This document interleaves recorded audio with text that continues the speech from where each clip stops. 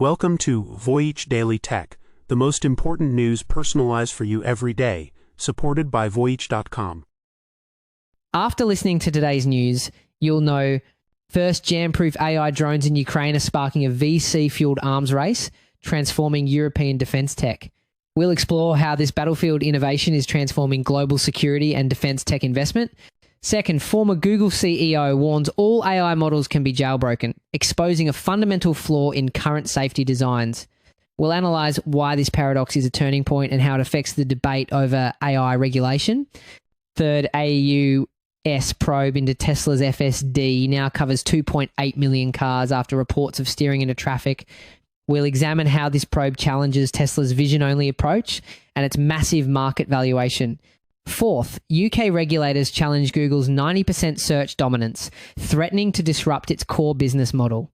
So we'll discuss why this move matters and what it means for AI search and the online publishing industry. Fifth, an Nvidia customer faces a U.S Singapore probe over claims of funneling banned AI chips to China. We'll explore how the compute as a services loophole could undermine U.S export controls on AI hardware. A new type of drone has been intercepted on the battlefield in Ukraine. It sends no signals, it receives no signals, so it cannot be jammed. This drone uses artificial intelligence to find and attack targets completely on its own. A Ukrainian defense consultant who examined it gave a chilling warning. This technology is our future threat. This drone solves what military experts call the last mile autonomy problem. You see, in the final chaotic moments of an attack, communication signals are easily jammed. So this drone is equipped with powerful onboard AI and computer vision. It stops listening for commands and starts thinking for itself, processing what it sees in real time to find and track its target without any external help. It becomes truly autonomous, but this also creates a new weakness. Instead of jamming it, the new defense is to trick it with things like adversarial camouflage designed to confuse the AI, or deploying decoys to fool its targeting systems. And this isn't a one-off experiment. According to Ukraine's Deputy Defense Minister, Yuri Mironenko, their military is already analyzing over 50,000 video streams from the front line every single month using AI to identify and map targets. For the Ukrainian army, AI has become indispensable. The reason this is all happening so fast in Ukraine is something experts are calling battlefield accelerated innovation. What's often overlooked is that in peacetime, developing military AI like this takes years, bogged down by bureaucracy, but the urgent life or death reality of the war in Ukraine has created a unique ecosystem. Small, agile tech startups are creating and testing these AI systems directly on the front lines, getting immediate feedback and iterating at a speed that major world powers just can't match. This is where the situation takes a more complex turn. The next step, which developers say is close to being finished, is a fully autonomous weapon. A soldier simply presses a button on a smartphone app. The drone does the rest. It finds the target, drops the explosives, assesses the damage, and returns to base. No piloting skills required. One Ukrainian tech CEO, Yaroslav Aznyuk, claims there could be thousands of such systems in place by the end of 2026. So how could thousands of these be built so quickly? It's because we're seeing the rise of a new kind of defense industry. It's not just giant government contractors anymore. Venture capital investment in European defense tech has surged to over $5 billion. Funds, including one started by NATO itself, are pouring money into these agile startups, allowing them to scale up production at a speed that was previously unthinkable. This has triggered what officials are calling an escalating AI arms race. The core conflict isn't just between nations, but between man and machine. Developers are cautious, admitting the risk that I may fail to distinguish a friendly soldier from an enemy, or an armed combatant from a civilian who wants to surrender. And it truly isn't an arms race. While the intercepted drone that sparked this story was Russian, we've focused on Ukraine's response. Russia, however, is also heavily invested. Their Ministry of Defense has a dedicated AI department working on AI-enhanced air defense systems and attack drones like the Zala Lancet, which can operate in coordinated swarms. So both sides are pushing the boundaries, creating a terrifying feedback loop of innovation. The stakes are now so high that Ukrainian President Volodymyr Zelensky issued a stark warning to the UN declaring that artificial intelligence is contributing to the most destructive arms race in human history. He called for global rules, stating the issue is just as urgent as preventing the spread of nuclear weapons. And when Zelensky makes a comparison to nuclear weapons, it's not just rhetoric. The frightening new reality is that thousands of cheap, autonomous AI drones could act as a new kind of weapon of mass disruption. A swarm could overwhelm a country's defences or cripple its critical infrastructure at machine speed, compressing the timeline for human decision-making from hours down to seconds. This is what experts mean when they say this technology could bypass traditional deterrence models, creating a new, unstable, and unpredictable world. Speaking of the unpredictable nature of AI, it's not just on the battlefield that alarms are being raised. The former CEO of Google, Eric Schmidt, just dropped a bombshell warning about AI. He said that even with safety features, these models can be hacked to, in his words, learn how to kill someone. What he's really getting at is something quite chilling. The AI isn't being taught new dangerous information. The dangerous knowledge is often already inside the model from its training on vast amounts of internet data. The safety features are just a layer built on top to suppress it, to prevent the AI from sharing it. Researchers call this the lobotomized AI paradox. The dangerous capability is still there, just locked away. The fear is that this safety layer could fail, degrade over time, or be deliberately bypassed. And he's not talking theory. Schmidt says there is clear evidence that you can take any AI model, closed or open, and reverse engineer it to remove its guardrails. Hackers are using methods called prompt injections and jailbreaking to trick the AI into doing things it was built to refuse. A while back, we talked about the Pacific Palisades arson case in LA, where investigators found a ChatGPT-generated image and related chat activity on a suspect's devices. We called that the CSI ChatGPT effect. AI grabs headlines, but traditional forensics did most of the heavy lifting. Still, those chat logs mattered because prosecutors saw them as evidence of intent. Mens rea. Keep that in mind here. Even when the model isn't directly teaching something new, the ways people probe or manipulate it and the traces they leave can surface dangerous ideation and become part of the real world consequences. Schmidt is warning about, now get this has become a constant cat and mouse game. AI safety teams at companies like OpenAI and Google are in a perpetual arms race against these attacks. They use a technique called red teaming, which is basically a cybersecurity fire drill where their own experts try to jailbreak their AI to find vulnerabilities before bad actors do. But as soon as they patch one hole, attackers find a new way in. If that was just the appetizer, the main course is just being served. A few months after ChatGPT was released, users created a twisted alter ego for it called Dan, which stands for Do Anything Now. They literally threatened the chatbot with death if it didn't comply, forcing it to ignore safety rules and provide answers on how to commit illegal activities. The situation presents a fascinating duality, though. The same man issuing this dire warning also believes AI is, quote, underhyped, not overhyped. Schmidt, who served as Google's chief for a decade, is a massive bull on AI. He points to ChatGPT getting 100 million users in just 2 months as proof of the technology's extraordinary power, calling it a new form of intelligence that will far exceed what humans can do. This all leads to the question, what's the real end game here? You have a top tech pioneer who sees AI as a monumental leap for humanity, but also warns it can be weaponized and that there is no good non-proliferation plan yet to stop it. So when Schmidt uses a term like non-proliferation, he's deliberately making us think of nuclear weapons. But here's the catch. Creating an international agency to control AI is incredibly difficult. Unlike nuclear material, which is physical and traceable, AI models are just code. They can be copied infinitely and shared across the globe in an instant. Plus, this technology is being driven by private companies, not governments, which makes a global treaty almost impossible to enforce. Despite the risks, Schmidt says the people investing hard-earned dollars believe the economic return is so enormous it justifies the danger.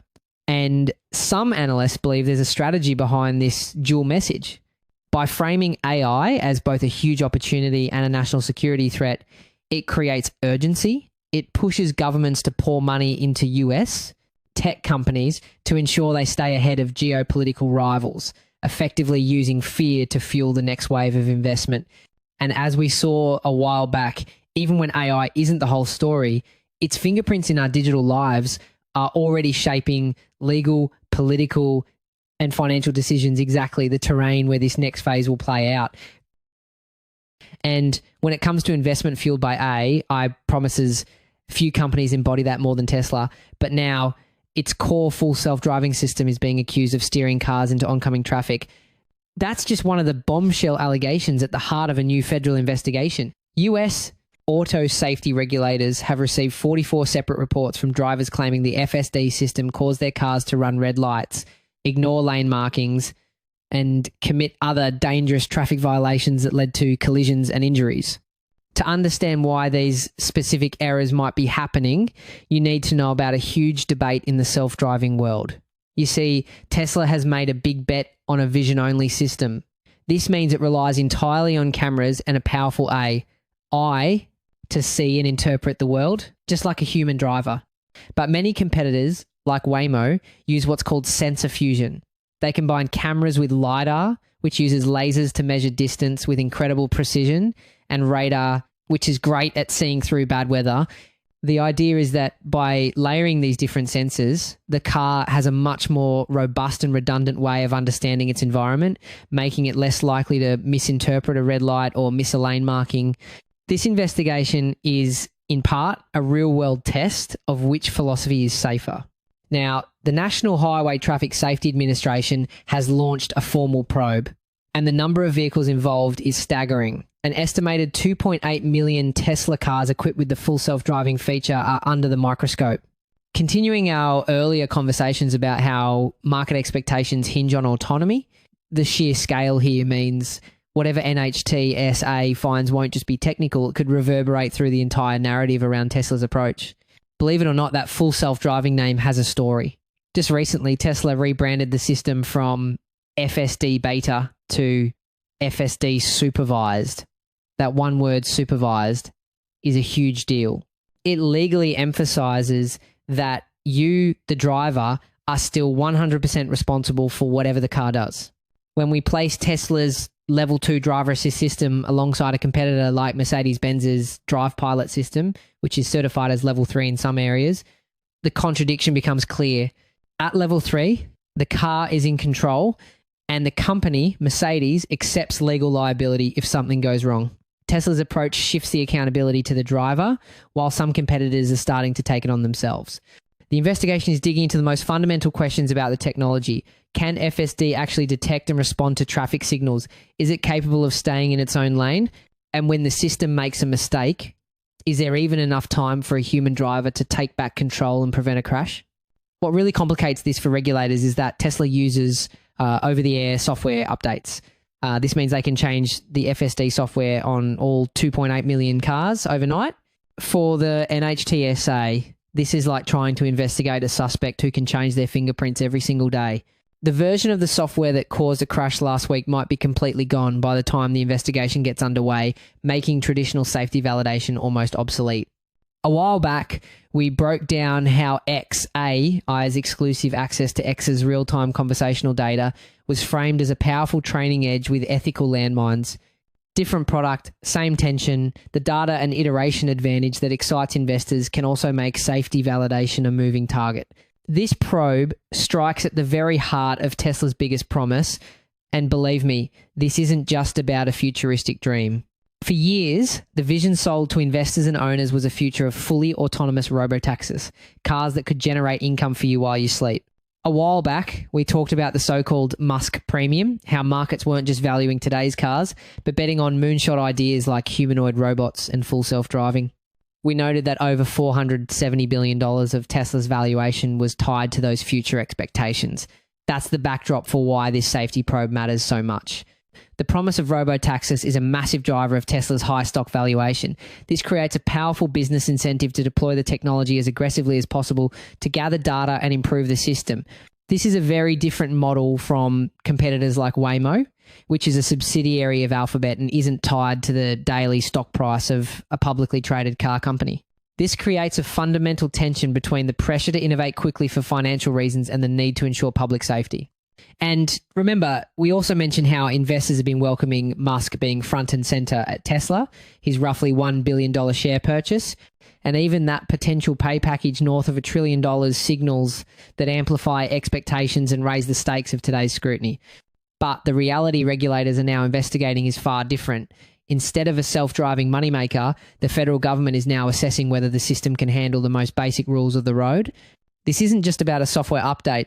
It's a direct challenge to the safety and capability of one of the most high-profile technologies on the market today. The dream of a hands-free future is now colliding with a massive federal safety investigation.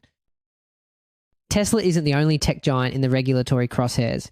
Over in the UK, a massive showdown is brewing with Google. The UK's Competition and Markets Authority, or CMA, has officially designated Google with strategic market status for controlling over 90% of all searches. This isn't just a warning, it's the legal trigger that opens the door for what the regulator calls targeted interventions to force competition into the market. So, what is this strategic market status? Well, it's the UK's unique take on tech regulation. We're seeing the European Union use its gatekeeper designation, which applies a uniform set of rules to all big tech companies, while at the same time, the UK is taking a more tailored path. It involves creating bespoke codes of conduct for each specific company, a process the UK government hopes will be more flexible and pro-innovation. The CMA's digital markets boss, Will Hayter, put it bluntly, stating Google maintains a strategic position with its near total dominance of UK search. But Google is firing back with a jaw-dropping number of its own. The company claims its search services contributed £118 billion to the UK economy in 2023 alone. Their warning is clear. They believe the regulator's proposed changes would inhibit UK innovation and growth, especially during a time of intense AI development. Interestingly enough, many experts view this stifling innovation claim as a strategic narrative to resist competition. After all, research suggests that for something as complex as AI, it's actually market dominance, not competition, that drives innovation. Dominant firms like Google have the massive amounts of data and financial resources needed to build these advanced AI technologies in the first place. So the regulator's argument is that a little more competition won't hurt innovation. It will just create a fairer market. And if you think this is just about fines, you're wrong. The CMA has a roadmap of potential changes that could fundamentally alter how you use Google. The most explosive idea, forcing Google to include choice screens that would prompt users to pick alternative search providers. Now, this sounds like a game changer, but there's a catch. We've seen similar moves before in the EU with browser choice screens, and they had a very limited impact. Most people just clicked past them. The key this time, the CMA believes, is in the design ensuring the choice screen is presented at the right time. Like when you set up a new device and is free from any manipulative dark patterns that subtly push you toward one option. They're also looking at rules for fair principles in how websites are ranked and giving publishers more control over their own content. This decision brings both potential benefits and comes with inherent risks. For one, enforcing fair principles is an immense technical challenge. We're talking about auditing a constantly evolving AI-driven black box algorithm without having access to the core code. The EU tried to do something similar in its Google shopping case, which resulted in a massive fine but years of legal battles over whether the changes were actually fair. And second, giving publishers more control is so critical right now because of AI search. Here's where it gets interesting. When you search for something, new AI features give you a direct summary, so you never have to click on the original article. This is devastating for online publishers. Some studies show that for keywords with AI-generated answers, publisher traffic has dropped by anywhere from 15% to over 50%. This threatens the very business model of news organizations and content creators, which is why regulators are stepping in. This sets up a massive showdown. It's not just happening in the UK. Google is facing similar battles with regulators in the US and the EU. The core conflict is now in the open. A government authority is challenging one of the most powerful companies on earth, questioning if its market dominance has finally gone too far. The battle over the future of search has officially begun. While that battle rages over software and services, an even more fundamental fight is happening over the hardware that powers it all. A key customer of chip giant Nvidia is now under investigation by not one, but two countries for allegedly helping Chinese companies get their hands on banned US technology. Singaporean authorities have confirmed an ongoing investigation into the AI firm Megaspeed, which comes right as the US Commerce Department is reportedly launching its own probe. A while back, we talked about how tightening sanctions were shifting the battleground from physical chips to how they're accessed. This twin investigation is the clearest sign yet that regulators are now chasing that access, not just the hardware. The stakes here are incredibly high. The US has put strict export controls on its most advanced AI chips, trying to slow down China's technological progress, especially in areas with military applications. These chips are the engine of modern AI, and the fight over who gets them is at the very heart of the global tech rivalry. As we discussed a while back, those same controls can have unintended consequences, creating a protected space for domestic Chinese players to sprint ahead, from Huawei's software stack ambitions to upstarts like DeepSeek. So every alleged workaround matters more than ever. This puts Nvidia, the world's most dominant AI chip maker, in an incredibly tight spot. But policing a global supply chain is, as you can imagine, unbelievably difficult. We're talking about complex webs of subsidiaries, distributors, and resellers.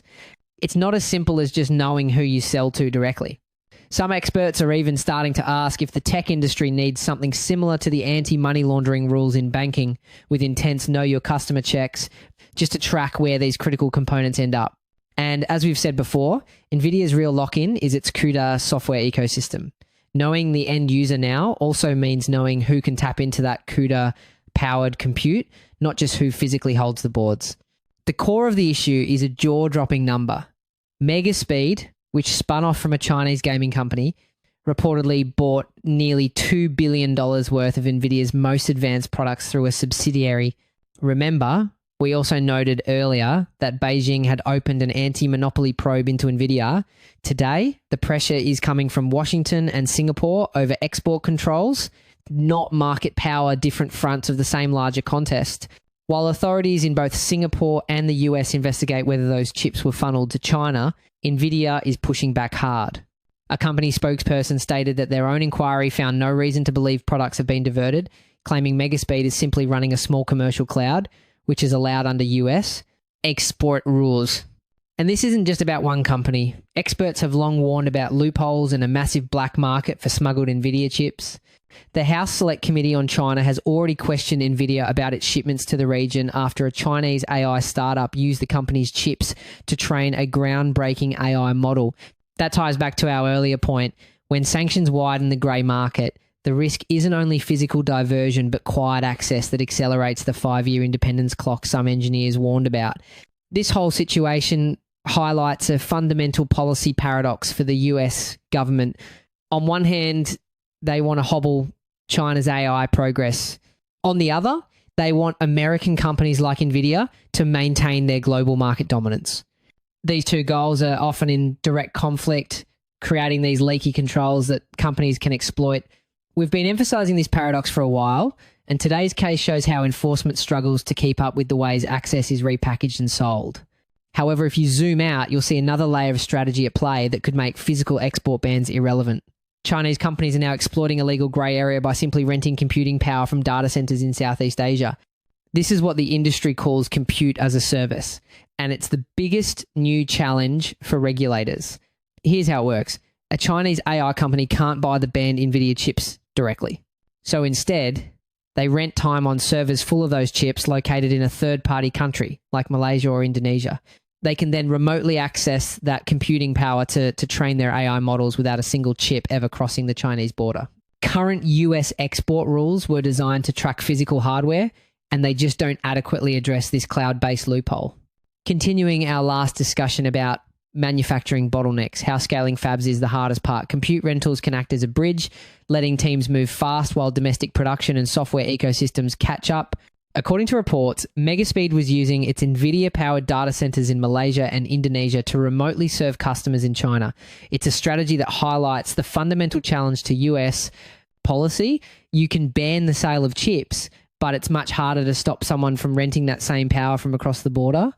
And even as China pushes good enough homegrown chips and alternative software stacks, renting top-tier Nvidia capacity next door buys time for those domestic ecosystems to mature, exactly the dynamic we warned about a while back.